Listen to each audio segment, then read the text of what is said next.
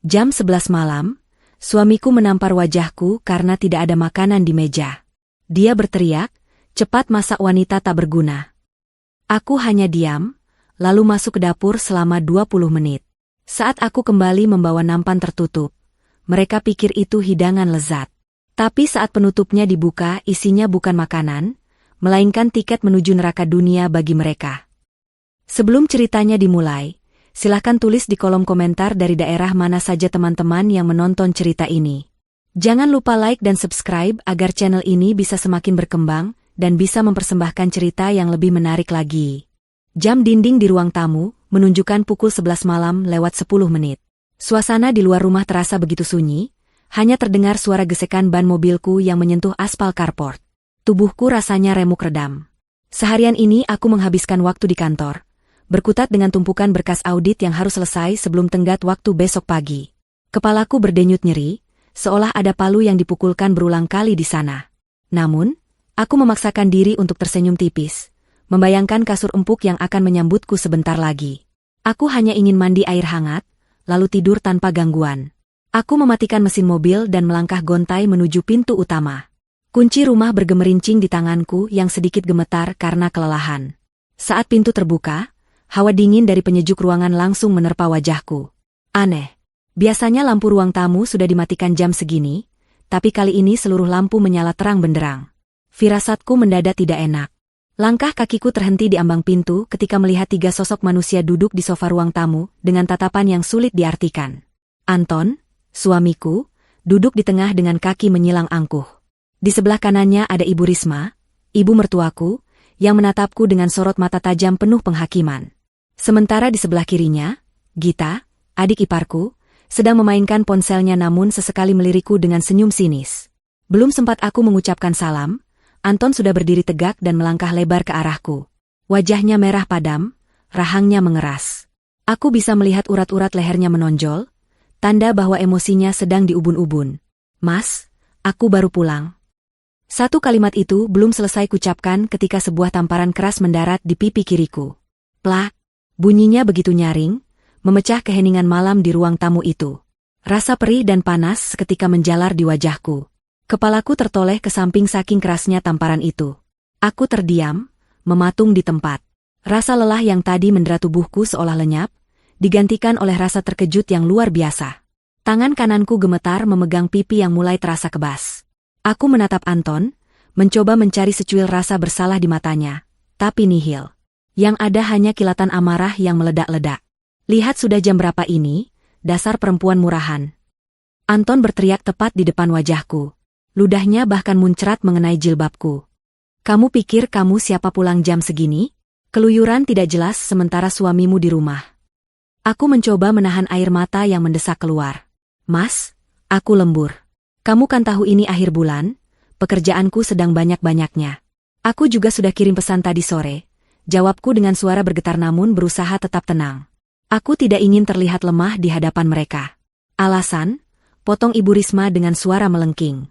Wanita parubaya itu bangkit dari sofa dan menunjuk-nunjuk wajahku. "Istri macam apa kamu ini? Kami semua sudah duduk di sini kelaparan selama 1 jam. Tidak ada makanan di meja makan. Panci kosong. Kulkas cuma ada air dingin. Kamu sengaja mau membuat anak dan cucuku mati kelaparan. Hah?" Gita ikut menimpali tanpa melepaskan pandangannya dari layar ponsel, seolah aku ini tidak lebih penting dari tontonan di media sosialnya. "Tahu diri dong, Mbak Amara. Mas Anton itu capek seharian di rumah. Masa istri pulang kerja bukannya bawa makanan atau masak, malah pulang tangan kosong. Dasar tidak berguna." Aku menatap mereka satu persatu. Anton yang pengangguran sejak 6 bulan lalu karena dipecat akibat ketahuan menggelapkan dana kantor, namun selalu mengaku pada tetangga bahwa dia sedang merintis bisnis. Ibu Risma yang setiap bulan minta jatah belanja puluhan juta rupiah, tapi tidak pernah mau mengangkat 1 piring kotor pun di rumah ini. Dan Gita, gadis 25 tahun yang kerjanya hanya tidur, makan, dan berbelanja online menggunakan kartu kredit tambahanku. Mereka semua hidup dari keringatku. Mereka semua bernapas di bawah atap rumah yang cicilannya kubayar setiap bulan. Dan sekarang, mereka meneriakiku karena aku terlambat pulang untuk memasakkan makan malam bagi mereka. "Cepat sana masak, wanita tak berguna." Bentak Anton lagi, kali ini sambil mendorong bahuku kasar hingga aku terhuyung ke belakang dan menabrak rak sepatu. Jangan keluar dari dapur sebelum ada makanan enak di meja. Awas kalau rasanya tidak enak, piringnya akan melayang ke wajahmu. Aku menarik napas panjang, mencoba meredam gejolak amarah yang mulai membakar dadaku. Ingin rasanya aku berteriak, memuntahkan semua kekesalan yang selama ini kupendam. Ingin rasanya aku mengusir mereka saat ini juga. Tapi tidak. Emosi hanya akan membuat rencanaku berantakan.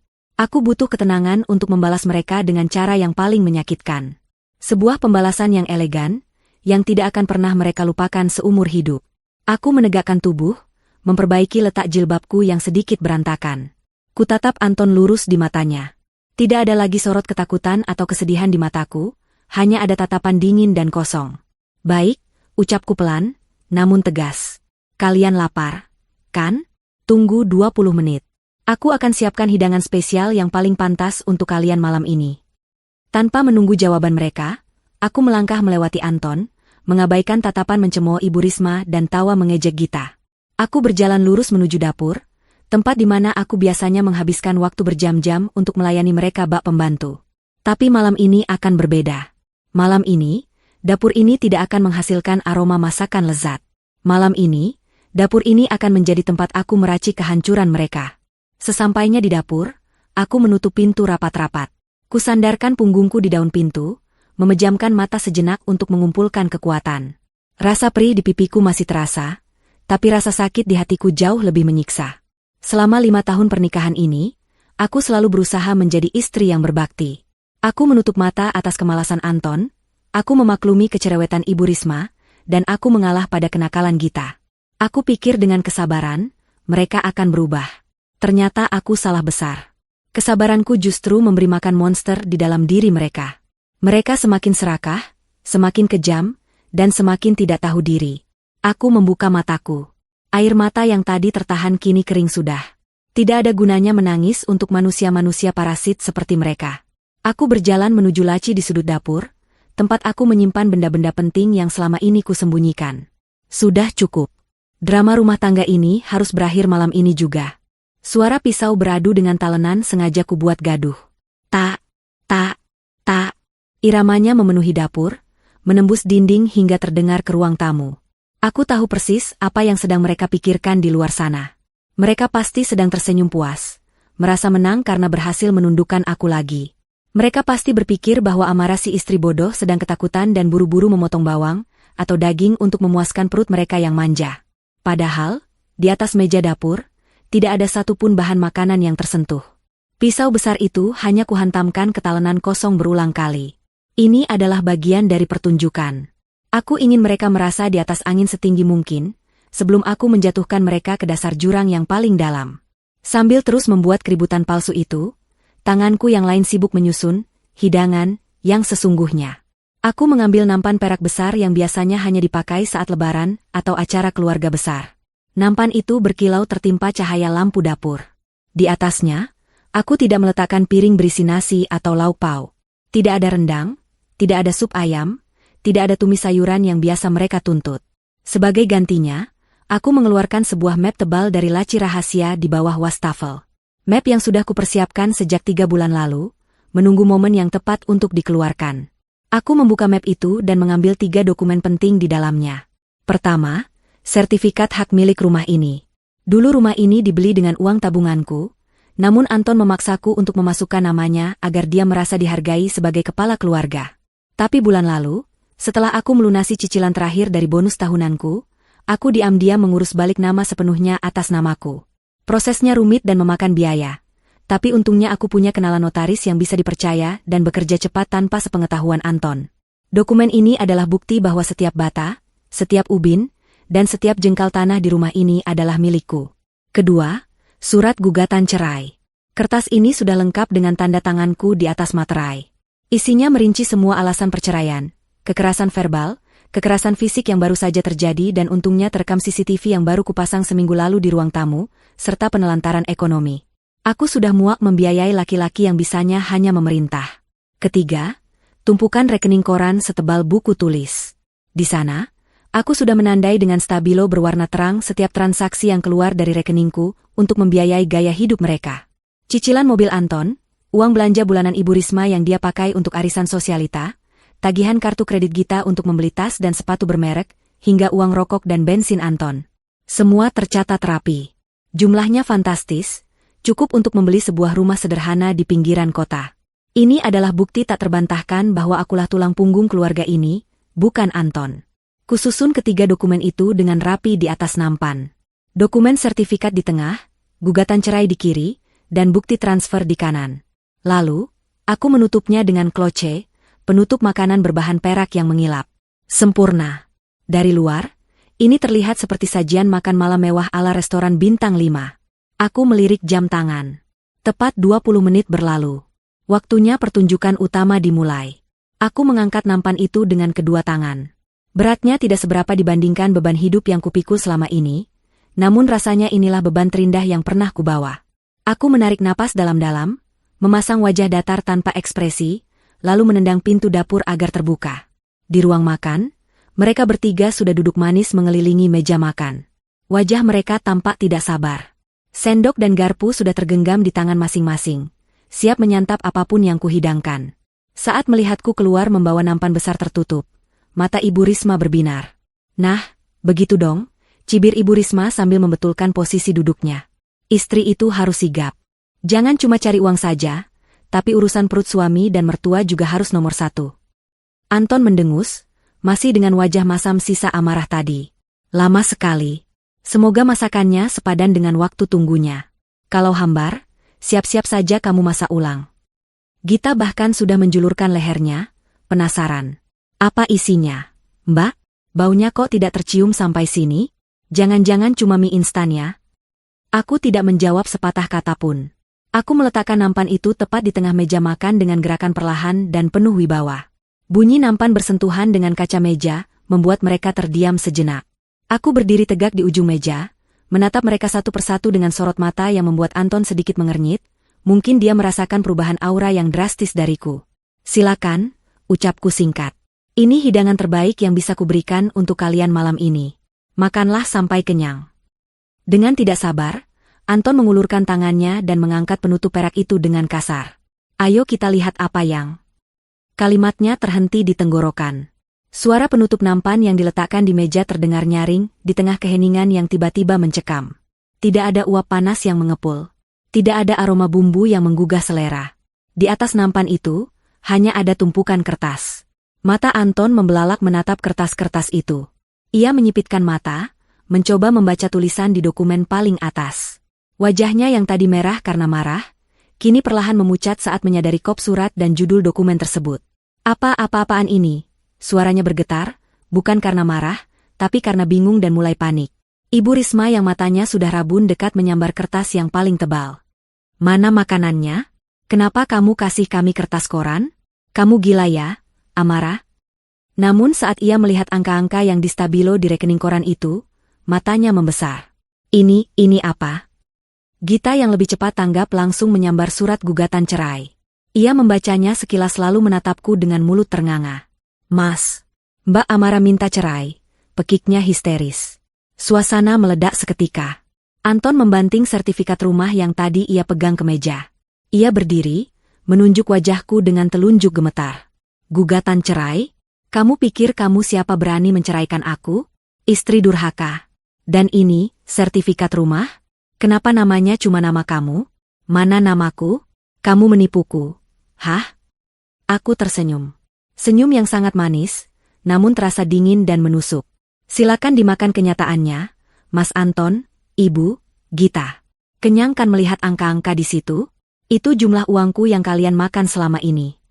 Aku menatap Anton tepat di manik matanya. Rumah ini milikku. Sah secara hukum dan agama. Sertifikat yang asli sudah aman di Safe Deposit Box bank pagi ini, itu hanya fotokopi. Jadi percuma kamu sobek. Kemudian aku beralih menatap Ibu Risma yang mulai gemetar memegang bukti transfer. Dan detik ini juga, kalian semua saya usir dari rumah saya. Apa hakmu mengusir kami? Ibu Risma menjerit, suaranya melengking tinggi hingga membuat telingaku berdenging. Ini rumah anakku. Anton kepala keluarga di sini. Kamu itu cuma menumpang. Kepala keluarga? Aku tertawa kecil, tawa yang terdengar miris. Kepala keluarga mana yang menafkahi keluarganya dengan uang istri? Kepala keluarga mana yang membiarkan ibunya menghina istrinya sendiri? Asal ibu tahu, Anton tidak punya sepeser pun andil dalam rumah ini sejak setahun lalu. Bahkan listrik yang menyala di atas kepala ibu sekarang, saya yang bayar. Anton menggeram, tangannya mengepal siap memukulku lagi. Ia bergerak memutari meja makan, mendekatiku dengan niat yang jelas terlihat untuk menyakitiku. Kurang ajar. Tarik ucapanmu atau aku akan.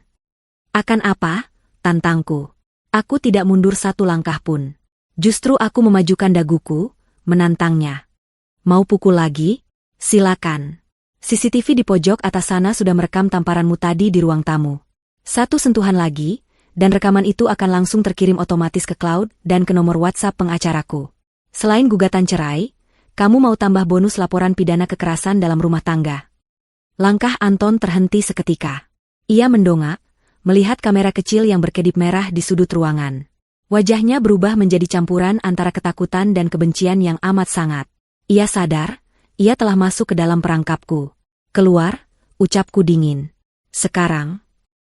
Keheningan yang sempat tercipta akibat ancamanku hanya bertahan beberapa detik sebelum pecah berkeping-keping menjadi keributan yang memekakan telinga. Ibu Risma adalah orang pertama yang kehilangan kendali.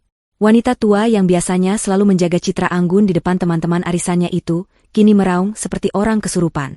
Ia menyapu semua kertas di atas meja dengan tangannya yang keriput hingga berhamburan ke lantai. Wajahnya basah oleh air mata kemarahan, bukan kesedihan. Ia merasa harga dirinya diinjak-injak oleh menantu yang selama ini ia anggap tak lebih dari sekadar mesin ATM berjalan. Ia tidak terima kenyataan bahwa kemewahan yang ia nikmati akan lenyap dalam sekejap mata.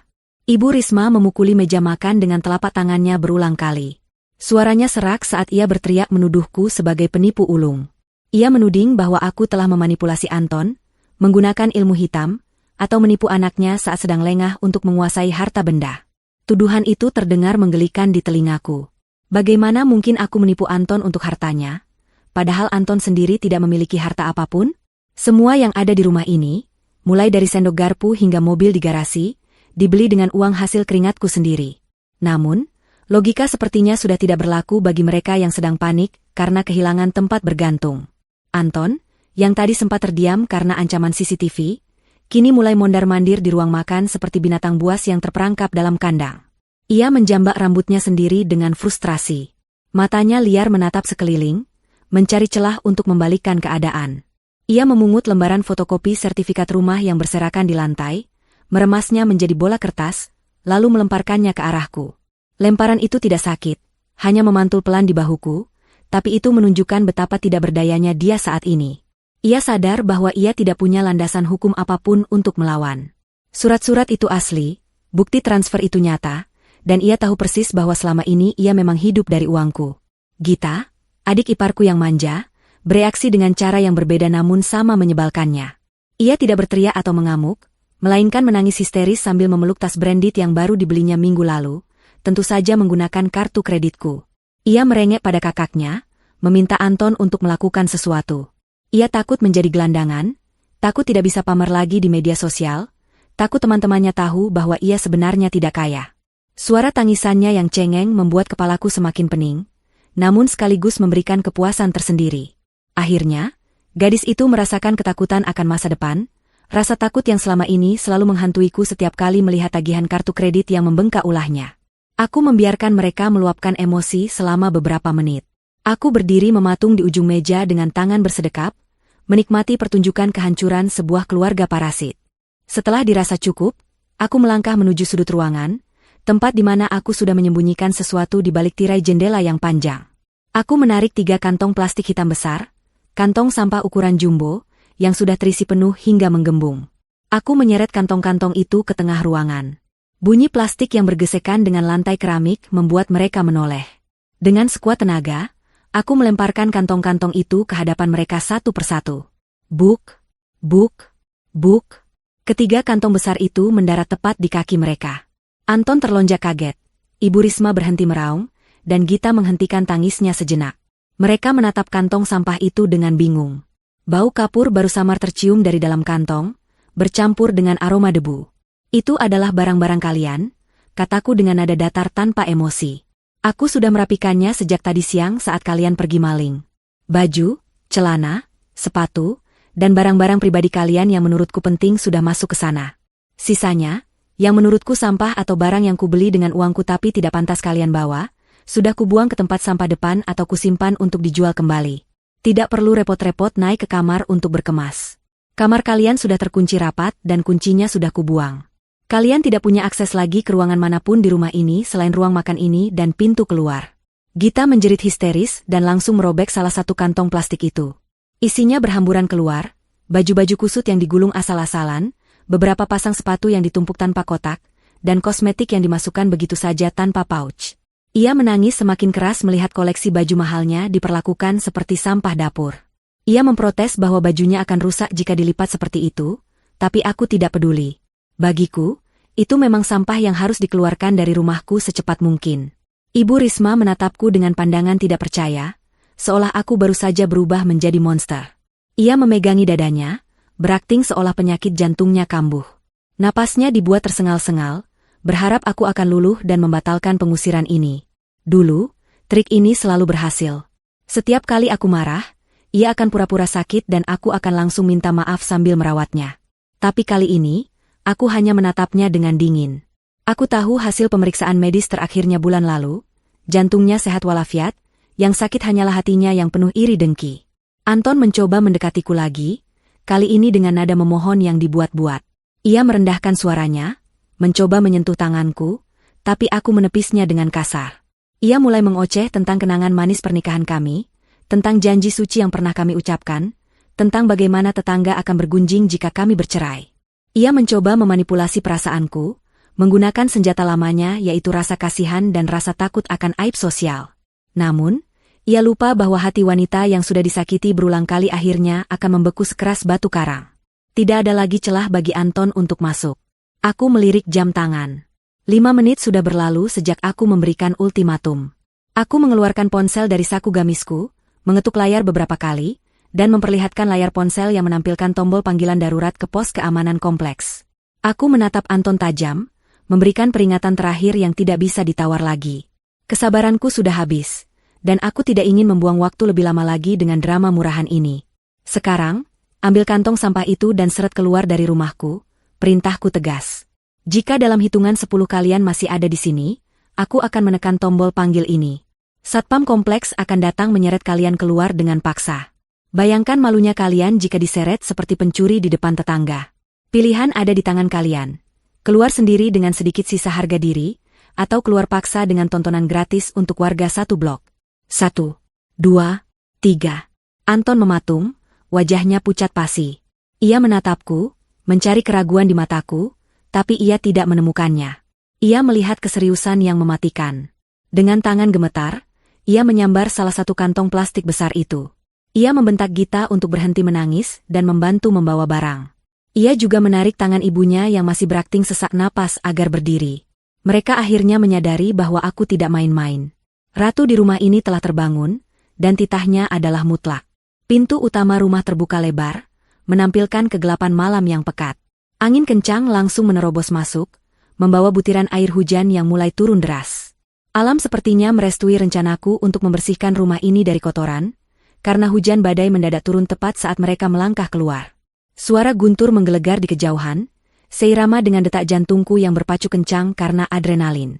Aku berdiri di ambang pintu, memastikan mereka benar-benar keluar membawa kantong-kantong sampah berisi harta benda mereka yang tidak seberapa itu. Anton berjalan paling depan, memanggul kantong plastik hitam besar di bahunya. Ia tampak menyedihkan, jauh berbeda dari sosok suami arogan yang tadi menamparku. Kemejanya basah terkena cipratan hujan, rambutnya lepek, dan wajahnya tertunduk menyembunyikan kemarahan dan rasa malu. Di belakangnya, Gita menyeret kantong plastiknya dengan ogah-ogahan. Sesekali mengumpat pelan karena ujung plastik itu tersangkut di paving blok carport. Ibu Risma berjalan tertatih-tatih tanpa membawa apapun, masih berusaha mempertahankan sisa-sisa gengsinya dengan berjalan dagu terangkat, meski tubuhnya mulai menggigil diterpa angin malam. Begitu kaki terakhir Ibu Risma melewati ambang pintu, aku langsung membanting pintu kayu jati itu dengan keras. Brak! Suara dentuman pintu tertutup menjadi tanda berakhirnya satu babak kelam dalam hidupku. Aku segera memutar kunci ganda dan memasang rantai pengaman. Terdengar suara gedoran keras dari luar beberapa detik kemudian. Anton berteriak-teriak memanggil namaku, memaki, lalu berubah memohon. Suaranya samar-samar tertelan suara hujan yang semakin deras menghantam atap teras. Aku tidak bergeming. Aku berjalan menuju jendela depan, menyibakkan sedikit tirai untuk mengintip keluar. Di halaman rumah, mereka bertiga berdiri kedinginan. Hujan turun semakin lebat, membasahi tubuh mereka dalam hitungan detik. Kantong plastik sampah itu kini basah kuyup, terlihat semakin menyedihkan. Anton terus menggedor pintu, berharap aku akan luluh melihat kondisi mereka. Tapi ia salah. Pemandangan mereka yang basah kuyup justru membasuh luka hatiku. Ini adalah karma instan yang mereka tuai atas perlakuan mereka padaku selama bertahun-tahun. Bukankah mereka sering membiarkanku kehujanan menunggu ojek online sepulang kerja sementara Anton asyik memakai mobilku untuk nongkrong? Sekarang, rasakan dinginnya air hujan yang menusuk tulang. Keributan di teras rumahku ternyata menarik perhatian tetangga. Lampu-lampu teras rumah di kiri dan kanan mulai menyala. Beberapa tetangga membuka jendela atau keluar ke teras mereka untuk melihat apa yang terjadi. Anton yang menyadari kehadiran penonton, seketika mengubah taktiknya. Ia tidak lagi memaki, melainkan mulai berteriak dengan nada memelas, berusaha memosisikan dirinya sebagai korban. Ia berteriak kepada tetangga bahwa aku adalah istri durhaka yang mengusir suami dan mertua yang sedang sakit di tengah malam. Ia berakting seolah-olah ia dizalimi, berharap simpati warga akan memaksaku membuka pintu. Tolong kami. Istri saya mengamuk. Ibu saya sakit jantung. Tolong jangan biarkan kami mati di luar sini. Teriak Anton sambil menunjuk-nunjuk pintu rumah. Ibu Risma, yang naluri dramanya sangat kuat, langsung menjatuhkan diri ke lantai teras yang basah, berpura-pura pingsan. Gita ikut berjongkok, mengguncang tubuh ibunya sambil menangis kencang, menciptakan adegan sinetron yang dramatis. Beberapa tetangga mulai berbisik-bisik. Pak RT yang tinggal 3 rumah dari sini, terlihat berjalan mendekat membawa payung. Aku tahu aku tidak bisa diam saja membiarkan Anton memutarbalikkan fakta. Aku mengambil ponselku, lalu menelepon pos satpam utama. Nada sambung terdengar 2 kali sebelum suara berat Pak Asep, kepala keamanan kompleks, menjawab. Aku meminta Pak Asep dan timnya segera datang ke rumahku, karena ada gangguan ketertiban umum. Aku jelaskan bahwa ada orang asing yang membuat keributan di teras rumahku, dan mengganggu ketenangan warga. Tak lama kemudian, 2 motor patroli satpam muncul dengan lampu rotator biru yang menyala. Pak Asep dan 2 anggotanya turun dengan sigap. Mereka mendekati teras rumah di mana drama keluarga Anton sedang berlangsung. Aku memberanikan diri membuka pintu sedikit, cukup untuk berbicara dengan Pak Asep tanpa membiarkan Anton masuk. Pak Asep, tolong amankan orang-orang ini, kataku lantang, suaraku menembus deru hujan agar terdengar oleh tetangga yang mengintip. Mereka bukan lagi penghuni rumah ini. Kami sudah berpisah. Dan rumah ini adalah milik saya pribadi sesuai sertifikat. Mereka mencoba memaksa masuk dan membuat keributan yang mengganggu tetangga. Tolong bawa mereka keluar dari area kompleks ini. Anton ternganga. Ia mencoba membela diri pada Pak Asep. Pak, ini rumah saya. Istri saya sedang emosi, tolong jangan dengarkan dia. Tapi Pak Asep adalah satpam profesional yang sudah bekerja di sini sejak lama. Ia tahu persis siapa yang setiap bulan membayar iuran keamanan dan kebersihan tepat waktu. Aku, bukan Anton. Ia juga sering melihat Anton pulang mabuk, atau membawa teman-temannya berpesta gaduh yang sering dikeluhkan warga. Simpati Pak Asep jelas bukan pada Anton. Maaf, Pak Anton. Bu Amara pemilik sah rumah ini dan beliau meminta Bapak pergi. Mohon jangan buat keributan di jam istirahat warga, kata Pak Asep tegas sambil memegang lengan Anton. Mari kami antar sampai gerbang depan. Anton mencoba memberontak, tapi tenaga 2 satpam berbadan tegap itu jauh lebih kuat. Ibu Risma yang tadi pura-pura pingsan mendadak segar, kembali dan berdiri karena takut diangkat paksa oleh satpam. Mereka digiring keluar halaman seperti tahanan. Wajah Anton merah pada menahan malu, karena ditonton oleh tetangga yang kini menatapnya dengan pandangan mencemooh. Sandiwara, suami terzalimi, gagal total. Saat mereka sampai di depan pagar, Anton tiba-tiba teringat sesuatu. Ia berhenti dan berbalik, berteriak ke arahku yang masih berdiri di ambang pintu. Kunci mobil? Mana kunci mobil? Dompet dan kunci mobilku masih di dalam. Lempar kuncinya ke sini. Setidaknya biarkan kami pergi naik mobil. Aku tersenyum miring, lalu menggeleng pelan. Aku melangkah maju sedikit agar ia bisa melihat wajahku dengan jelas di bawah sorotan lampu teras. Mobil? Mobil yang mana, Mas? Mobil SUV hitam itu? Tanyaku dengan nada polos yang dibuat-buat. Asal kamu tahu, BPKB mobil itu atas namaku. Cicilannya lunas bulan lalu pakai uang bonusku. Jadi, itu mobilku. Kuncinya sudah kusembunyikan di tempat yang tidak akan pernah kamu temukan. Kamu tidak punya hak 1 milimeter pun atas kendaraan itu. Tapi aku butuh kendaraan. Kami mau kemana hujan-hujan begini? Anton berteriak frustrasi, suaranya pecah di antara guruh. Itu bukan urusanku lagi, jawabku dingin. Jalan kaki saja. Hitung-hitung olahraga, kan selama ini kamu jarang gerak. Atau pesan taksi online. Oh lupa, dompetmu kan ketinggalan di dalam, dan semua kartu kredit di dompet itu adalah kartu tambahanku yang sudah kublokir 5 menit yang lalu via aplikasi. Jadi percuma juga kamu pegang dompet itu. Anton terdiam, wajahnya pucat pasi seputih kapas. Ia baru menyadari betapa totalnya kehancurannya malam ini. Tidak ada rumah, tidak ada mobil, tidak ada uang sepeser pun. Pak Asep memberi isyarat pada anggotanya untuk terus menggiring mereka menjauh. Sudah Pak, mari jalan. Jangan ganggu Bu Amara lagi, tegur satpam itu. Anton, Ibu Risma, dan Gita akhirnya pasrah diseret menjauh dari rumah mewah yang selama ini mereka tumpangi. Mereka berjalan tertatih-tatih menembus hujan deras, menyeret kantong sampah hitam yang kini menjadi satu-satunya harta mereka. Aku menutup pintu kembali dan menguncinya. Suara hujan masih terdengar deras di luar, tapi di dalam sini, di dalam rumahku, suasana terasa begitu damai dan hangat.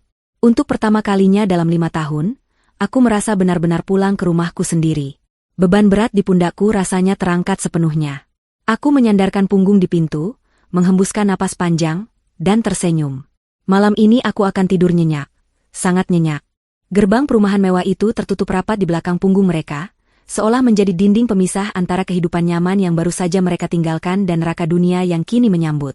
Hujan belum juga reda, justru semakin menggila dengan angin kencang yang menusuk hingga ke sumsum tulang. Anton, Ibu Risma, dan Gita berdiri menggigil di pinggir jalan raya yang sepi. Tidak ada atap untuk berteduh selain pepohonan rindang yang justru meneteskan air lebih banyak. Ketiga manusia itu tampak seperti tikus got yang terseret arus selokan. Basah, kotor, dan menyedihkan. Kantong sampah hitam yang menjadi satu-satunya harta mereka kini terasa semakin berat, karena kemasukan air hujan melalui celah-celah ikatan yang tidak rapat. Mereka berjalan tanpa arah menyusuri trotoar yang becek. Lampu jalan yang remang-remang menyinari wajah-wajah putus asa itu. Anton merogoh saku celananya untuk kesekian kalinya, berharap ada keajaiban berupa lembaran uang yang terselip atau kartu debit yang tertinggal. Namun, hasilnya nihil. Sakunya kosong melompong.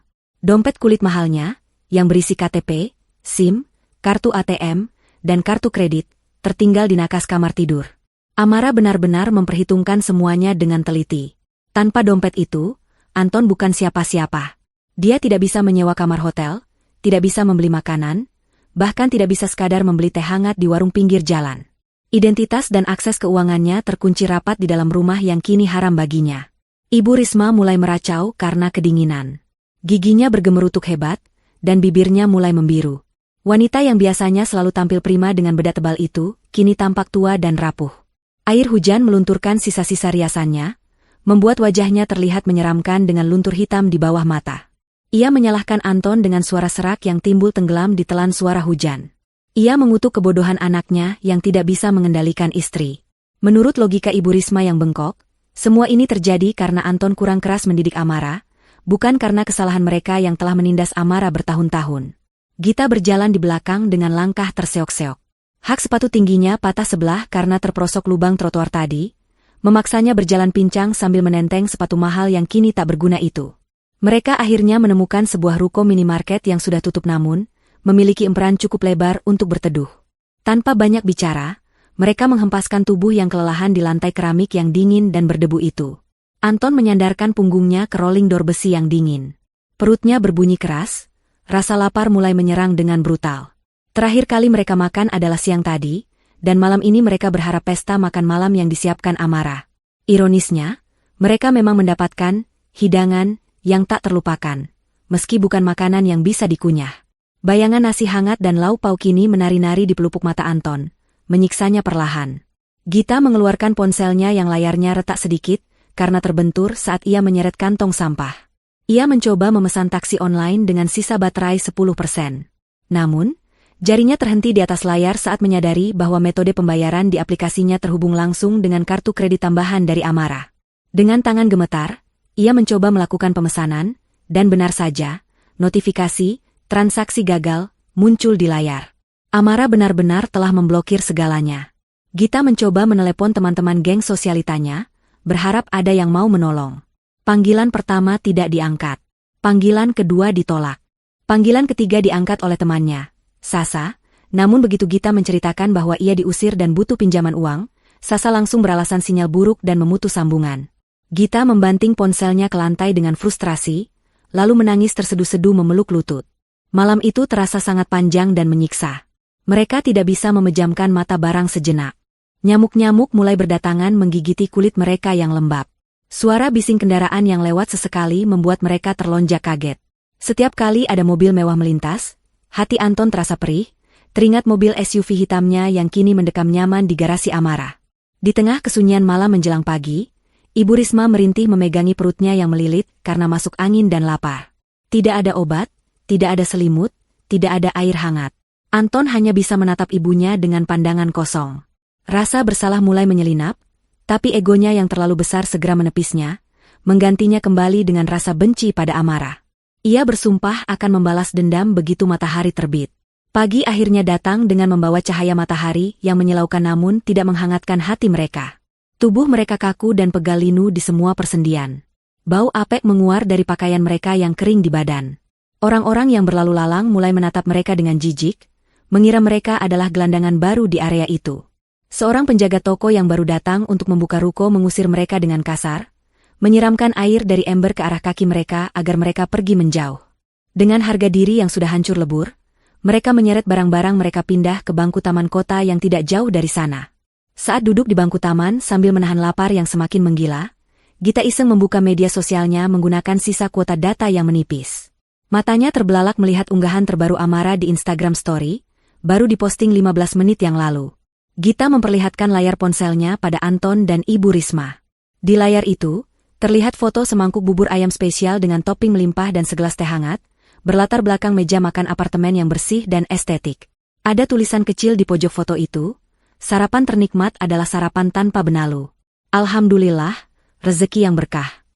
Melihat foto itu, perut Anton bergejolak hebat, bukan hanya karena lapar, tapi karena rasa iri dan amarah yang meledak di dadanya. Amara sedang menikmati hidupnya, sementara mereka menderita di pinggir jalan seperti sampah. Realita tanpa dompet istri ternyata begitu mengerikan. Dunia tidak lagi ramah, dan mereka hanyalah butiran debu tanpa nilai. Anton memutuskan bahwa ia tidak boleh menyerah begitu saja. Ia masih memiliki pekerjaan. Ya, ia masih berstatus sebagai manajer pemasaran di sebuah perusahaan distributor alat tulis kantor. Meskipun posisinya sebenarnya tidak terlalu penting dan gajinya pas-pasan, yang seringkali habis untuk judi online kecil-kecilan yang ia sembunyikan dari Amara. Ia berpikir, jika ia bisa sampai ke kantor, ia bisa meminjam uang kasbon dari kantor atau meminjam uang dari rekan kerjanya untuk menyewa kos-kosan sementara bagi ibu dan adiknya. Ia harus menyelamatkan sisa-sisa wibawanya sebagai laki-laki. Ia meninggalkan Ibu Risma dan Gita di taman kota dengan janji akan kembali membawa uang dan makanan saat jam makan siang. Dengan bermodalkan nekat, Anton berjalan kaki sejauh 3 kilometer menuju kantornya. Ia sempat mampir di toilet masjid umum untuk membasuh muka dan merapikan rambutnya yang berantakan, meski ia tidak bisa menghilangkan bau apek dari kemejanya yang kusut parah. Sepatunya yang penuh lumpur ia lap seadanya dengan tisu toilet basah. Penampilannya sungguh jauh dari kata layak untuk seorang manajer, tapi ia tidak punya pilihan lain. Sesampainya di lobi kantor, resepsionis menatapnya dengan kening berkerut. Biasanya Anton datang dengan pakaian rapi, wangi parfum mahal, dan gaya yang perlente, hasil dandan Amara. Hari ini, ia terlihat seperti orang yang baru saja selamat dari bencana alam. Anton mengabaikan tatapan aneh itu dan langsung menuju lift. Di dalam lift, dua karyawan divisi lain menutup hidung mereka secara halus dan saling berbisik sambil melirik Anton. Anton pura-pura tidak melihat, memandang lurus ke depan dengan wajah tegang. Jantungnya berdebar kencang, takut rahasia kemiskinannya terbongkar. Begitu sampai di mejanya, belum sempat ia duduk, seorang staf HRD sudah berdiri di sana dengan wajah serius. Pak Anton, dipanggil Bapak Direktur dan Bu HRD di ruangan rapat sekarang juga, ucap staf itu tanpa senyum. Perasaan Anton langsung tidak enak. Biasanya panggilan mendadak seperti ini bukan pertanda baik. Dengan langkah gontai, ia mengikuti staf itu menuju ruang rapat di ujung lorong. Di dalam ruangan, Direktur Utama dan Manajer HRD sudah duduk menunggu dengan tumpukan berkas di meja. Wajah mereka dingin, tidak ada keramahan sedikit pun. Anton duduk di kursi yang ditunjuk, mencoba tersenyum ramah meski bibirnya gemetar. Ada apa ya, Pak, Bu? Tumben pagi-pagi sekali saya dipanggil. Tanyanya sok akrab. Direktur utama melempar sebuah map biru ke hadapan Anton. Tidak usah basa-basi. Kami sudah melakukan audit internal sejak seminggu lalu. Dan kami menemukan banyak sekali ketidakberesan dalam laporan keuangan tim pemasaran yang kamu pimpin. Jantung Anton serasa berhenti berdetak. Ia membuka map itu dengan tangan berkeringat. Di dalamnya terdapat bukti-bukti penggelapan dana operasional, pemalsuan bon bensin, hingga markup biaya jamuan klien yang sebenarnya fiktif. Selama ini, Anton memang sering mengambil sedikit demi sedikit uang kantor untuk menutupi gaya hidupnya atau membayar utang judinya. Dulu, setiap kali ada selisih kas kecil, Amara, yang bekerja sebagai akuntan publik di firma ternama yang kebetulan menjadi konsultan audit eksternal perusahaan ini, sering membantunya merapikan laporan atau bahkan diam-diam menutupi kekurangannya dengan uang pribadinya agar karir Anton selamat. Amara melakukan itu demi menjaga nama baik suami. Tapi sekarang, pelindung itu sudah hilang. Amara jelas tidak lagi menutupi bangkai yang disimpan Anton. Justru, mungkin Amara lah yang memberikan kode pada auditor internal untuk memeriksa bagian Anton lebih teliti. Ini bisa saya jelaskan, Pak. Ini hanya kesalahan administrasi. Elak Anton panik, keringat dingin mulai bercucuran di pelipisnya. Kesalahan administrasi, dengus manajer HRD. 50 juta rupiah hilang dalam 6 bulan. Kamu bilang kesalahan administrasi? Kami sudah cek ke vendor restoran dan pom bensin yang kamu lampirkan, semua struk ini palsu. Dan yang lebih parah, kami mendapat informasi bahwa kamu menggunakan inventaris kantor untuk kepentingan pribadi.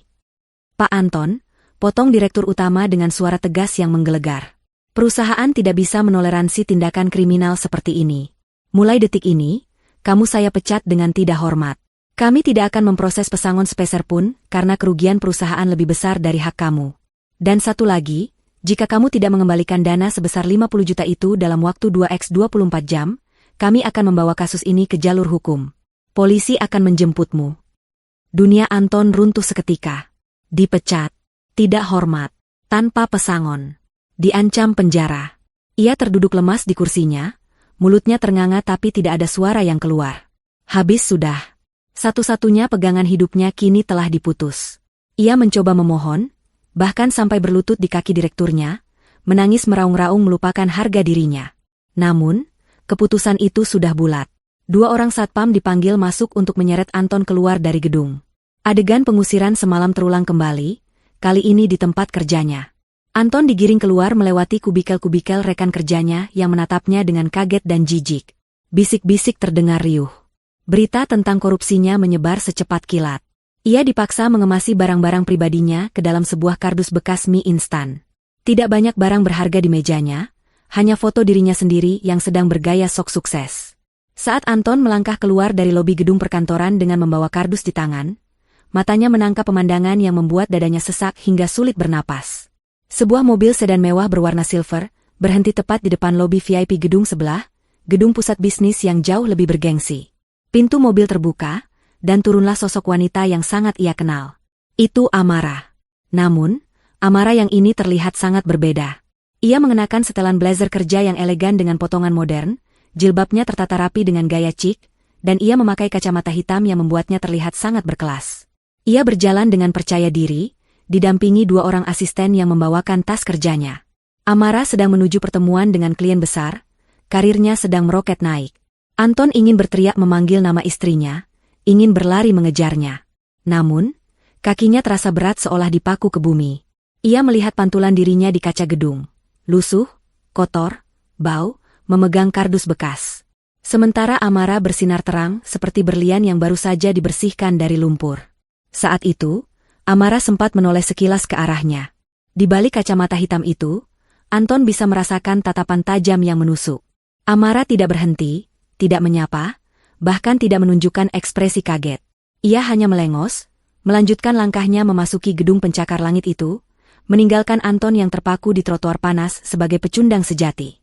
Kehancuran karir Anton menjadi pelengkap sempurna bagi penderitaannya, sementara wanita yang ia sia-siakan kini terbang tinggi tak tergapai.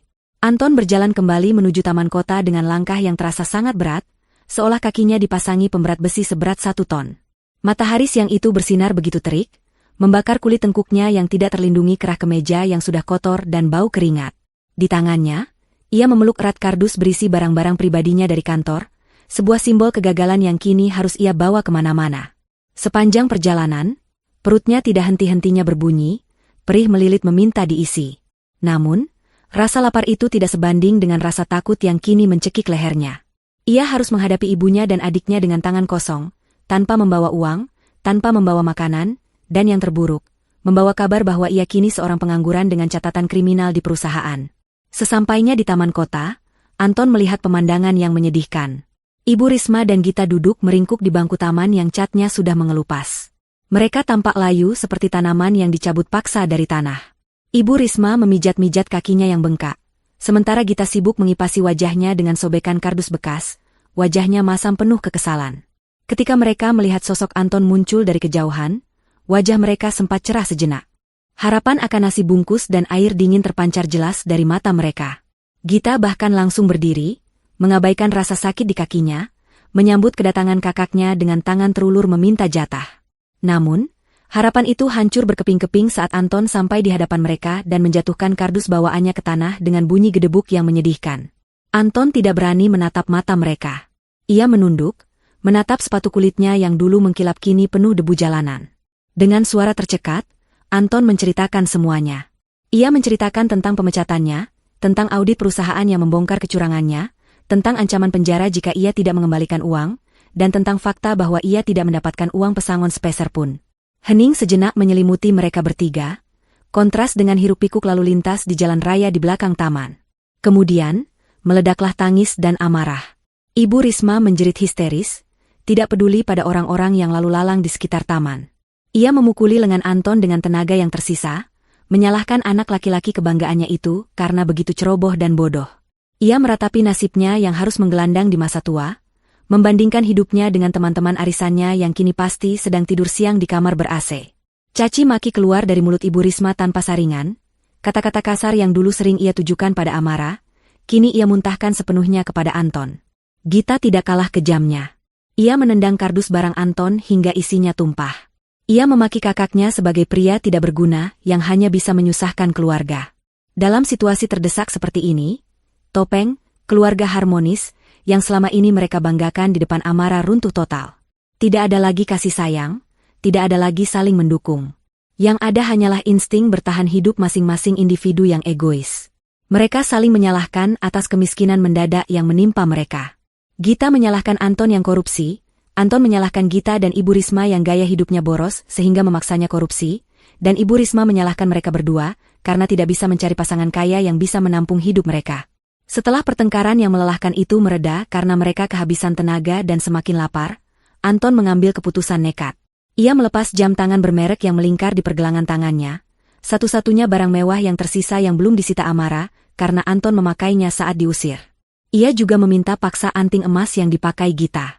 Meski Gita memberontak dan berteriak tidak mau, Anton dan Ibu Risma memaksanya dengan alasan untuk membeli makan dan menyewa kamar murah.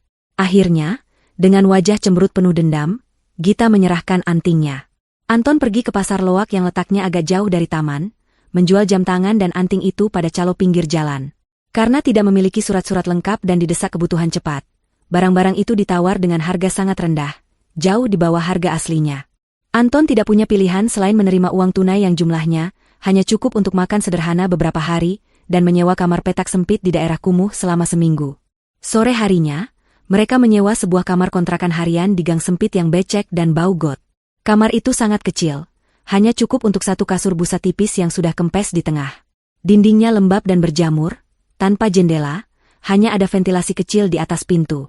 Kamar mandi ada di luar, digunakan bergantian dengan penghuni kontrakan lain yang menatap mereka dengan curiga. Bagi Ibu Risma dan Gita yang terbiasa tinggal di rumah mewah Amara yang harum dan bersih, tempat ini adalah neraka. Ibu Risma terus-menerus mengeluh tentang bau apek, tentang kecoa yang lewat, tentang panasnya udara karena hanya ada kipas angin kecil yang berdebu. Malam itu, mereka makan nasi bungkus warteg dengan lauk seadanya. Suasana makan malam itu suram. Tidak ada percakapan. Mereka makan dengan lahap karena kelaparan, tapi wajah mereka penuh kebencian satu sama lain. Setelah makan, Anton meletakkan sisa uang hasil penjualan jam dan anting di bawah bantalnya, berniat menjaganya agar aman. Ia berencana menggunakan uang itu untuk modal mencari kerja serabutan besok.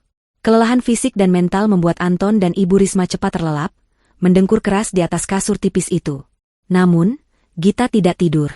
Matanya nyalang menatap langit-langit kamar yang penuh sarang laba-laba. Pikirannya berkecamuk. Ia memandang jijik pada ibu dan kakaknya yang tertidur dengan mulut terbuka. Ia merasa tidak pantas berada di tempat kumuh ini. Ia masih muda, ia cantik, dan ia merasa seharusnya hidup enak. Ia membenci Anton yang gagal menjadi tumpuan hidup, dan ia merasa terbebani jika harus mengurus ibunya yang mulai sakit-sakitan karena stres. Bisikan setan mulai merasuki pikirannya. Jika ia tetap bersama mereka, uang itu akan habis dalam seminggu dan mereka akan mati kelaparan bersama. Tapi jika ia mengambil uang itu untuk dirinya sendiri, mungkin ia bisa kabur keluar kota, menemui teman lamanya, atau mencari pria lain yang bisa ia manfaatkan. Perlahan-lahan, dengan gerakan sangat hati-hati agar tidak menimbulkan suara kasur berderit, Gita menyelipkan tangannya ke bawah bantal Anton. Jantungnya berdegup kencang. Ia merasakan amplop berisi uang itu. Ia menariknya pelan-pelan. Anton bergerak sedikit dalam tidurnya, membuat Gita membeku ketakutan. Namun Anton hanya mengubah posisi tidur dan kembali mendengkur. Gita berhasil menarik amplop itu. Ia segera memasukkannya ke dalam tasnya, lalu mengemasi baju-bajunya ke dalam kantong plastik hitam dengan senyap. Tanpa menoleh lagi ke arah ibu dan kakaknya yang ia hianati, Gita menyelinap keluar dari kamar kontrakan itu, menghilang di telan kegelapan gang sempit, membawa serta satu-satunya harapan hidup keluarganya. Pagi harinya, teriakan Anton memecah keheningan gang kumuh itu. Ia bangun dan mendapati bantalnya kosong. Uang itu lenyap. Ia melihat sekeliling, Gita dan barang-barangnya juga tidak ada. Ibu Risma terbangun kaget mendengar teriakan Anton. Saat Anton memberitahu bahwa Gita kabur membawa semua uang mereka, Ibu Risma awalnya tidak percaya. Ia menyangkal, mengatakan bahwa putri kesayangannya tidak mungkin setega itu. Namun fakta berbicara lain. Pintu kamar tidak terkunci, dan tidak ada jejak pencurian paksa. Itu jelas perbuatan orang dalam. Ibu Risma menangis meraung-raung. Kali ini tangisannya benar-benar pilu. Ia memanggil-manggil nama Gita, anak perempuan yang selalu ia manjakan, yang kini tega membuangnya seperti sampah demi keselamatan diri sendiri. Anton yang emosinya sudah diambang batas, mengamuk. Ia memukul tembok kamar yang lembab itu hingga tangannya berdarah. Ia menyumpahi Gita dengan kata-kata kasar. Rasa sakit dikhianati oleh darah daging sendiri ternyata jauh lebih menyakitkan daripada diusir oleh istri. Setidaknya Amara punya alasan jelas untuk membenci mereka. Tapi Gita? Gita adalah bagian dari mereka, parasit yang sama, yang kini memakan parasit lainnya. Kehancuran mereka semakin lengkap ketika pemilik kontrakan datang menggedor pintu, marah-marah karena keributan pagi buta itu mengganggu tetangga lain.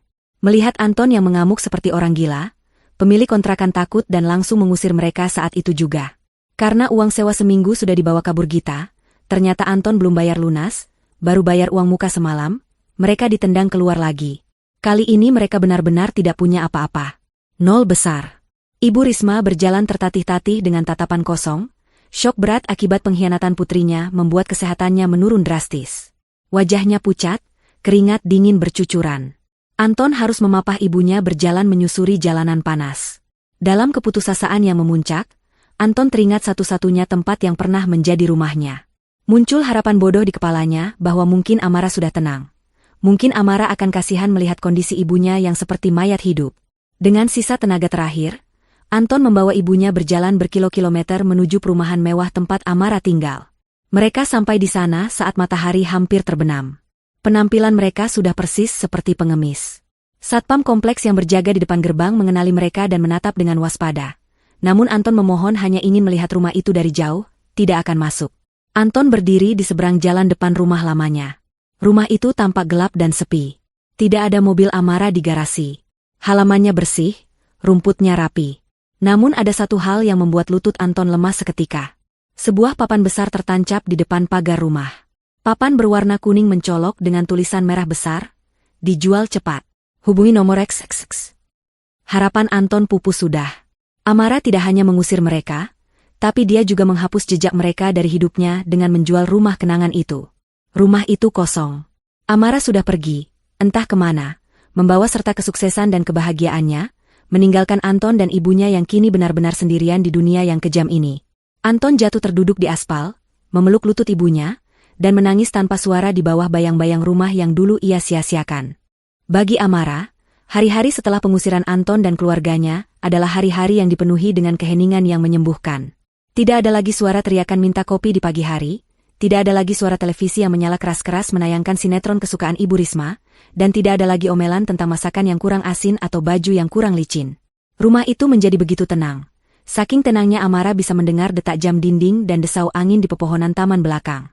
Awalnya, keheningan itu terasa asing, namun perlahan berubah menjadi selimut kenyamanan yang ia rindukan selama 5 tahun terakhir. Langkah pertama yang Amara lakukan untuk membersihkan hidupnya adalah membersihkan rumah itu secara harfiah dan metaforis. Ia memanggil jasa pembersih profesional untuk membersihkan setiap sudut rumah, membuang sisa-sisa barang Anton yang mungkin tertinggal, mengganti sprei, gorden, hingga karpet yang pernah diinjak oleh keluarga itu. Ia ingin menghapus jejak aroma mereka, bau rokok Anton dan bau parfum menyengat Ibu Risma, dari tempat sucinya. Setelah rumah itu bersih, Amara langsung menghubungi agen properti terpercaya. Ia memutuskan untuk menjual rumah itu. Meskipun rumah itu hasil keringatnya, terlalu banyak kenangan buruk yang menempel di dinding-dindingnya. Ia butuh awal yang benar-benar baru, di tempat yang tidak memiliki memori tentang tamparan atau hinaan. Proses penjualan rumah berjalan lancar. Karena lokasinya strategis dan kondisinya terawat, banyak calon pembeli yang berminat. Dalam waktu 2 minggu, rumah itu sudah terjual dengan harga yang memuaskan. Uang hasil penjualan rumah, ditambah dengan tabungannya yang kini utuh karena tidak lagi digerogoti oleh benalu, Amara gunakan untuk membeli sebuah unit apartemen penthouse di pusat kota. Apartemen itu lebih kecil dari rumah lamanya, namun jauh lebih mewah, modern, dan memiliki sistem keamanan yang sangat ketat. Dari jendela apartemennya yang berada di lantai 30, Amara bisa melihat gemerlap lampu kota di malam hari, sebuah pemandangan yang melambangkan masa depannya yang cerah. Karir Amara pun melesat bak roket.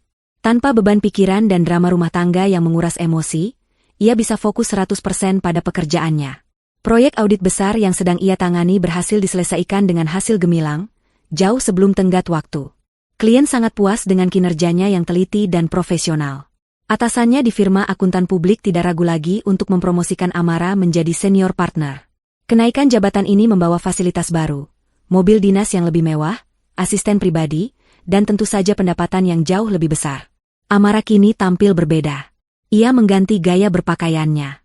Gamis-gamis lusuh yang dulu ia pakai karena takut Anton marah jika ia belanja baju baru, kini sudah ia sumbangkan. Ia mengisi lemari pakaian barunya dengan busana kerja muslimah yang elegan, rancangan desainer lokal ternama. Wajahnya yang dulu sering terlihat lelah dan kusam, kini bersinar cerah karena perawatan rutin dan, yang paling penting, karena hati yang bahagia. Teman-teman kantornya sering memuji bahwa Amara terlihat 10 tahun lebih muda sejak bercerai. Perceraian, bagi Amara, bukanlah aib atau kegagalan, melainkan sebuah operasi pengangkatan tumor ganas yang menyelamatkan nyawanya. Urusan perceraian di pengadilan agama berjalan sangat mulus, lebih mudah dari yang ia bayangkan. Karena Anton tidak memiliki alamat tetap dan tidak pernah hadir dalam panggilan sidang, surat panggilan dikirim ke alamat rumah lama namun Anton tidak ada di sana, dan panggilan lewat media massa juga tidak digubris, hakim memutuskan perkara secara fair stake. Putusan dijatuhkan tanpa kehadiran tergugat. Amara resmi menjanda dalam waktu singkat. Saat palu hakim diketuk, Amara tidak menangis.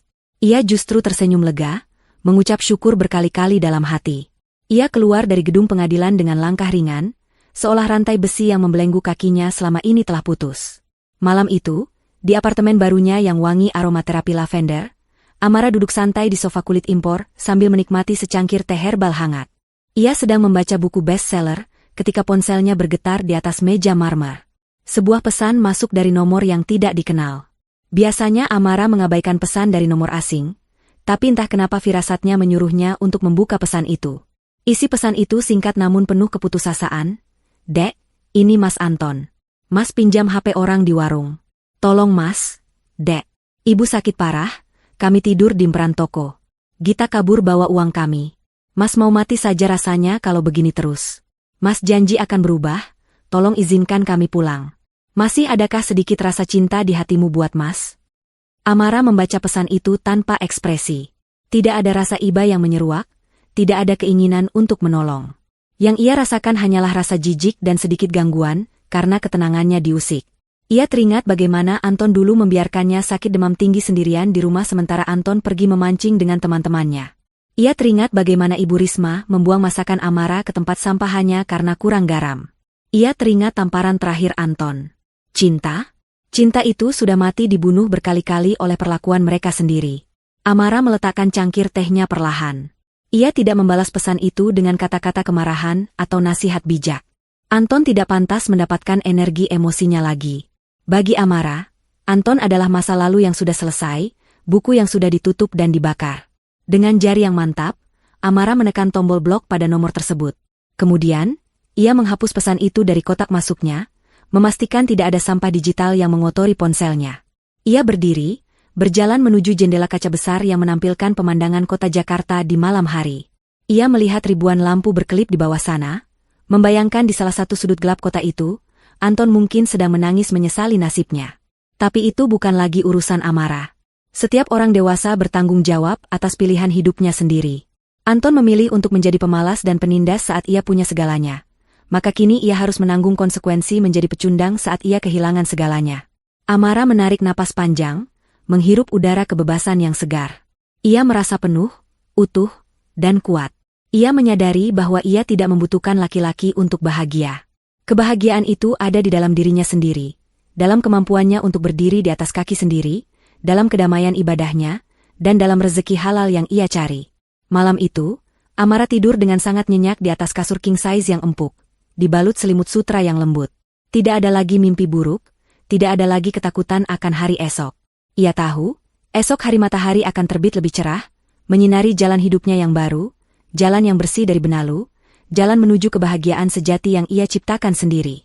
Ia telah berhasil mengubah rasa sakit menjadi kekuatan, dan dendam terbaiknya adalah menjadi wanita yang begitu sukses dan bahagia, hingga keberadaan para pengkhianat itu menjadi tidak relevan lagi baginya. Waktu berputar dengan kejam bagi mereka yang tidak memiliki persiapan menghadapi kerasnya hidup. 6 bulan telah berlalu sejak malam pengusiran itu. Namun bagi Anton, rasanya seperti 6 abad yang penuh penderitaan. Ia kini tinggal di sebuah petak kontrakan kumuh di pinggiran kota, di sebuah kawasan padat penduduk yang sanitasinya sangat buruk. Dinding kontrakannya terbuat dari triplek tipis yang sudah lapuk dimakan rayap, atapnya bocor di sana-sini, dan lantainya hanya berupa plesteran semen kasar yang dingin. Tidak ada kasur empuk, hanya tikar pandan usang yang menjadi alas tidur mereka setiap malam. Bau got yang menyengat dan suara bising tetangga yang sering bertengkar menjadi makanan sehari-hari yang harus mereka telan mentah-mentah. Kondisi Ibu Risma memburuk drastis sejak Gita kabur membawa uang mereka. Syok berat dan tekanan batin membuat kesehatannya ambruk total. Wanita yang dulu selalu tampil angkuh dengan dagu terangkat itu, kini hanya bisa terbaring lemah di atas tikar. Ia terserang stroke ringan yang melumpuhkan sebagian tubuh kanannya. Mulutnya sedikit miring, bicaranya pelo dan sulit dimengerti. Tidak ada lagi perawatan dokter mahal, atau obat-obatan paten untuknya. Anton hanya mampu membelikan obat generik dari warung, atau jamu-jamuan murah yang ia racik sendiri. Setiap malam, Ibu Risma hanya bisa merintih. Matanya menatap langit-langit kamar yang penuh sarang laba-laba dengan pandangan kosong, mungkin menyesali kesombongannya di masa lalu, atau mungkin masih menyalahkan nasib yang tidak berpihak padanya. Untuk menyambung hidup, Anton harus membuang jauh-jauh gengsinya sebagai mantan manajer. Ia bekerja sebagai kuli panggul di pasar induk tradisional yang berjarak 2 km dari kontrakannya. Setiap jam 3 pagi, saat Amara mungkin sedang sholat tahajud dengan tenang di apartemen mewahnya, Anton sudah harus bangun, menahan kantuk, dan berjalan kaki menuju pasar. Di sana, ia mengangkut karung-karung beras, keranjang sayur, dan kotak buah yang beratnya puluhan kilogram. Punggungnya yang dulu hanya bersandar di kursi ergonomis empuk, kini lecet dan bungkuk menahan beban. Kulitnya yang dulu terawat kini terbakar matahari, kasar, dan penuh daki. Tangan halusnya kini kapalan dan sering terluka terkena kawat atau kayu peti. Suatu siang yang terik di pasar induk, suasana mendadak riuh. Anton baru saja menurunkan 1 karung bawang merah seberat 50 kg dari truk ketika mendengar teriakan-teriakan gaduh dari arah los pedagang emas dan pakaian. Suara peluit satpam pasar bersahutan dengan teriakan warga yang meneriakkan kata, maling. Anton awalnya tidak peduli. Kriminalitas di pasar ini adalah hal biasa.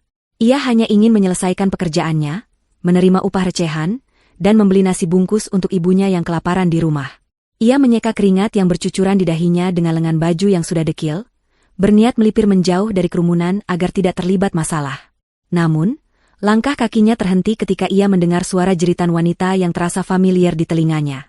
Suara itu melengking tinggi, penuh ketakutan dan keputusasaan. Penasaran? Anton memberanikan diri memanjat sebuah bak beton tempat sampah agar bisa melihat ke tengah kerumunan yang sedang main hakim sendiri. Jantungnya serasa berhenti berdetak saat melihat sosok yang sedang dijambak dan diseret oleh massa. Itu Gita. Adik kandungnya, Gadis yang dulu selalu tampil modis dengan barang-barang branded, kini terlihat sangat mengenaskan. Rambutnya yang dulu panjang terawat kini kusut masai dan dipotong asal-asalan. Wajahnya kurus kering, tulang pipinya menonjol tajam, dan ada lebam biru di pelipisnya. Pakaiannya lusuh dan kotor. Gita tertangkap basah sedang mencoba mencuri dompet seorang ibu-ibu yang sedang berbelanja perhiasan. Massa yang geram nyaris menghajarnya jika saja polisi pasar tidak segera datang mengamankan. Anton terpaku di tempatnya. Kakinya gemetar hebat. Ia ingin berlari menolong adiknya, berteriak bahwa itu adalah keluarganya. Tapi rasa malu dan takut menahannya. Apa yang bisa ia lakukan? Ia hanyalah kuli panggul miskin yang tidak punya kekuatan apapun. Jika ia maju, mungkin ia juga akan ikut dipukuli massa yang sedang emosi. Ia melihat Gita diseret masuk ke dalam mobil patroli polisi dengan tangan terborgol. Gita menangis histeris, memanggil-manggil nama ibu, memanggil nama Anton, tapi suaranya tenggelam oleh cemoohan orang-orang pasar. Air mata menetes di pipi kotor Anton. Ia melihat kehancuran total keluarganya tepat di depan mata. Gita, yang membawa kabur uang harapan hidup mereka demi kesenangan sesaat, ternyata berakhir menjadi pencuri jalanan yang tertangkap. Uang haram yang dibawa kabur Gita pasti sudah habis tak bersisa. Mungkin ditipu orang atau habis untuk gaya hidup yang tidak bisa ia pertahankan. Anton menutup wajahnya dengan kedua tangan, merasa sangat gagal sebagai seorang kakak dan anak. Ia bersembunyi di balik tumpukan kardus busuk, menunggu sampai mobil polisi itu pergi membawa adiknya menuju jeruji besi. Dengan hati hancur, Anton pulang ke kontrakannya lebih awal. Ia tidak sanggup lagi bekerja hari itu. Bayangan wajah Gita yang ketakutan terus menghantuinya. Ia berjalan gontai menyusuri gang sempit menuju petak tempat tinggalnya. Namun, penderitaan hari itu belum berakhir. Sesampainya di depan pintu kontrakan, ia melihat barang-barang miliknya, tikar, bantal kumuh, kompor minyak kecil, dan beberapa helai baju, sudah berserakan di tanah di depan pintu. Seorang pria bertubuh besar dengan tato di lengan berdiri berkacak pinggang di depan pintu. Itu adalah pemilik kontrakan. Wajahnya garang, kumisnya tebal melintang. Begitu melihat Anton datang, pria itu langsung meludah ke tanah. "Heh, Anton, bagus kamu pulang.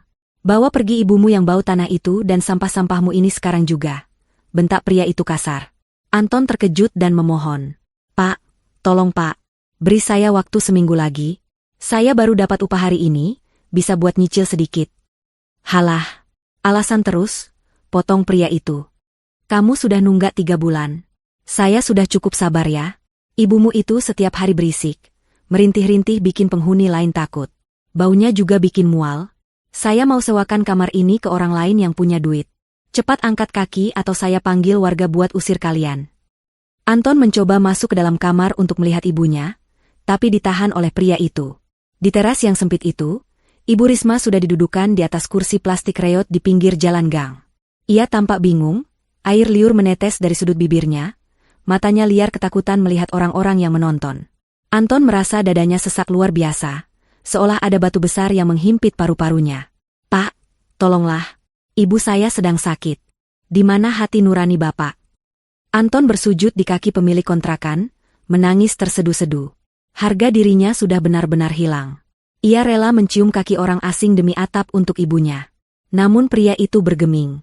"Hati nurani tidak bisa buat beli beras, Mas. Bisnis adalah bisnis. Pergi sana." Pria itu menendang pelan bahu Anton agar menjauh. Sore itu, di bawah langit yang mulai mendung, Anton memapah ibunya yang lumpuh. Ia menggendong buntalan kain berisi pakaian kotor mereka di punggung, sementara tangan kirinya menuntun Ibu Risma yang berjalan menyeret kakinya. Mereka terusir lagi. Kali ini, tidak ada lagi tempat tujuan. Tidak ada uang simpanan. Tidak ada saudara. Gita di penjara. Mereka benar-benar menjadi gelandangan sejati. Anton membawa ibunya berjalan tanpa arah, mencari emperan toko yang sepi atau kolong jembatan yang kering untuk melewatkan malam. Karma telah datang menjemput mereka dengan cara yang paling brutal, menagih setiap butir air mata yang dulu pernah mereka peras dari mata Amara. 1 tahun kemudian, sebuah gedung pertemuan mewah di pusat kota didekorasi dengan sangat indah. Bunga-bunga segar menghiasi setiap sudut. Lampu kristal menggantung megah memancarkan cahaya keemasan. Di luar gedung, berjejer puluhan karangan bunga ucapan selamat dari berbagai perusahaan besar dan pejabat daerah. Hari ini adalah hari peresmian cabang kelima butik milik Amara, sekaligus peluncuran yayasan amal yang ia dirikan untuk membantu perempuan korban kekerasan dalam rumah tangga dan pemberdayaan ekonomi kaum duafa. Amara berdiri di atas panggung kecil, memotong pita peresmian dengan senyum yang begitu tulus dan menawan. Ia mengenakan busana muslimah rancangannya sendiri, sebuah gaun panjang dengan potongan sederhana namun memancarkan aura kemewahan yang elegan. Jilbabnya tertata rapi, wajahnya bersinar bersih tanpa beban. Kilatan lampu kamera wartawan tidak henti-hentinya menyorot sosoknya yang kini menjadi inspirasi banyak wanita. Amara bukan lagi wanita yang tertekan dan ketakutan, ia adalah simbol kebangkitan dan kesuksesan. Setelah acara seremonial selesai, acara dilanjutkan dengan kegiatan sosial. Amara dan timnya telah menyiapkan 1.000 kotak makanan premium dan santunan uang tunai untuk dibagikan kepada kaum fakir miskin yang telah dikumpulkan di halaman samping gedung. Amara bersikeras untuk turun tangan langsung membagikan bingkisan tersebut. Ia ingin melihat wajah-wajah penerima manfaat, ingin berbagi senyum, dan ingin bersyukur atas rezeki yang melimpah ruah yang Allah titipkan padanya setelah badai hidupnya berlalu. Antrean panjang penerima bantuan mengular tertib. Amara dengan sabar menyalami satu persatu, memberikan kotak nasi dan amplop sambil mendoakan mereka. Bau keringat dan debu dari para pengantre tidak membuat Amara risih. Ia tetap tersenyum ramah, matanya memancarkan kasih sayang. Hingga akhirnya, giliran seorang pria kurus kering yang mendorong sebuah kursi roda usang tiba di hadapannya. Pria itu mengenakan kaos yang sudah bolong di bagian bahu dan celana yang kotor oleh tanah. Tubuhnya tinggal tulang berbalut kulit, rambutnya panjang berantakan dan berminyak. Bau menyengat menguar dari tubuhnya, campuran bau sampah dan keringat basi yang sudah lama tidak terkena sabun. Di atas kursi roda rusak yang didorongnya, duduk seorang wanita tua yang kondisinya jauh lebih memprihatinkan. Wanita itu kurus, rambutnya putih acak-acakan, tatapannya kosong melompong, dan mulutnya terus komat-kamit tanpa suara. Amara mengambil satu kotak nasi dan amplop, lalu mengulurkannya kepada pria itu sambil tersenyum ramah. "Silakan, Pak. Semoga berkah untuk Bapak dan Ibu. Jangan lupa berdoa ya," ucap Amara dengan suara lembutnya yang khas. Pria itu tidak segera mengambil kotak nasi tersebut. Tangannya yang kotor dan gemetar justru terhenti di udara. Ia menunduk, matanya terpaku pada sepatu hak tinggi yang dikenakan Amara. Sepatu itu, ia pernah melihat model sepatu itu di majalah yang dulu sering dibaca istrinya. Perlahan, pria itu mengangkat wajahnya. Matanya yang cekung bertemu dengan mata indah Amara. Waktu seolah berhenti berputar detik itu juga. Mulut pria itu ternganga sedikit. Jakunnya naik turun menelan ludah yang terasa pahit. Air mata seketika menggenang di pelupuk matanya yang keruh. Ia mengenali wajah itu. Wajah yang dulu ia tampar, wajah yang dulu ia hina setiap hari, wajah yang dulu ia sia-siakan demi egonya. Itu Amara, istrinya. Istri yang dulu melayaninya dengan sepenuh hati, yang dulu mencuci bajunya, yang dulu membiayai hidupnya. "Ah, Amara?" Suara pria itu keluar sangat parau, nyaris seperti bisikan angin. Amara terdiam sejenak. Ia menatap pria di hadapannya dengan saksama. Ia menatap mata itu, hidung itu, dan garis wajah itu. Meski tertutup debu dan penderitaan, Amara mengenali siapa pria ini. Ini adalah Anton. Dan wanita tua di kursi roda itu adalah Ibu Risma. Mantan suami dan mantan ibu mertuanya kini berdiri di hadapannya sebagai pengemis yang mengharapkan belas kasihannya. Jantung Amara berdetak normal. Tidak ada lonjakan amarah. Tidak ada rasa dendam yang membara. Tidak ada pula rasa iba yang membuatnya ingin menangis. Yang ada hanyalah perasaan datar, kosong, dan asing. Seolah-olah ia sedang melihat orang asing yang tidak pernah memiliki sejarah apapun dalam hidupnya. Kebencian membutuhkan energi, dan Amara sudah tidak mau membuang energinya untuk mereka. Mereka sudah menjadi masa lalu yang tidak relevan. Anton menunggu reaksi Amara. Ia berharap Amara akan marah, memaki, atau mungkin menangis dan memeluknya karena kasihan. Ia berharap ada sedikit saja emosi yang tersisa. Anton ingin bersujud, ingin berteriak minta maaf, ingin mengatakan betapa hancurnya hidupnya tanpa Amara. Ia ingin bilang bahwa ia sangat menyesal, penyesalan yang membakarnya setiap detik selama setahun ini. Namun, Amara tidak melakukan semua itu. Amara hanya mengangguk sopan, senyum profesionalnya tidak berubah sedikitpun. Ia meletakkan kotak nasi dan amplop itu ke tangan Anton yang gemetar, lalu dengan tenang mengalihkan pandangannya ke orang berikutnya dalam antrean. "Silakan, Pak, antreannya masih panjang." "Ibu di belakang Bapak kasihan menunggu," ucap Amara lembut namun tegas, seolah ia berbicara pada orang asing yang menghalangi jalan. Hati Anton hancur berkeping-keping, lebih hancur daripada saat ia diusir dari rumah. Ketidakpedulian Amara adalah hukuman yang paling menyakitkan. Ia dianggap tidak ada. Ia dianggap angin lalu. Amara telah benar-benar menghapusnya, tidak hanya dari hidupnya, tapi juga dari ingatannya. Amara telah menang telak. Wanita itu telah menutup buku masa lalu mereka dan membakarnya sampai jadi abu. Seorang panitia keamanan mendekat dan dengan halus meminta Anton untuk segera bergerak karena menghambat antrean. Anton dengan langkah gontai mendorong kursi roda ibunya menjauh. Ibu Risma yang tidak mengerti apa-apa hanya sibuk menggapai-gapai kotak nasi di pangkuan Anton. Lapar. Anton berhenti di trotoar di seberang gedung mewah itu. Ia duduk bersimpuh di samping kursi roda ibunya. Dari kejauhan, ia melihat Amara masuk ke dalam mobil sedan mewah berwarna hitam mengkilap. Supir pribadi membukakan pintu untuknya. Amara masuk dengan anggun, tanpa menoleh sedikit pun ke arah Anton. Mobil itu perlahan melaju, meninggalkan asap tipis, membawa Amara menuju kehidupan gemilangnya yang penuh kebahagiaan. Anton membuka kotak nasi itu dengan tangan gemetar. Di dalamnya ada nasi putih pulen, daging rendang, ayam bakar, dan sayuran segar, makanan termewah yang pernah ia lihat setahun ini. Ia menyuapkan sesendok nasi ke mulut ibunya yang langsung mengunyah dengan lahap. Kemudian Anton menyuap untuk dirinya sendiri. Rasa makanan itu begitu lezat, masakan catering terbaik. Namun di lidah Anton rasanya bercampur dengan air mata asin yang mengalir deras membasahi pipinya. Ia menangis terseduh-seduh di pinggir jalan yang ramai, menjadi tontonan orang lewat. Ia memeluk kotak nasi pemberian mantan istrinya itu erat-erat, seolah itu adalah satu-satunya koneksi yang tersisa. Penyesalan itu datang terlambat, sangat terlambat. Ia telah membuang berlian demi menggenggam kerikil tajam, dan kini kerikil itu telah melukainya hingga mati rasa. Tidak ada jalan kembali. Pintu maaf sudah tertutup, bukan karena dikunci, tapi karena pemilik rumah sudah pindah ke istana yang jauh lebih indah. Narasi kehidupan mereka berakhir di sini, di titik yang sangat berbeda.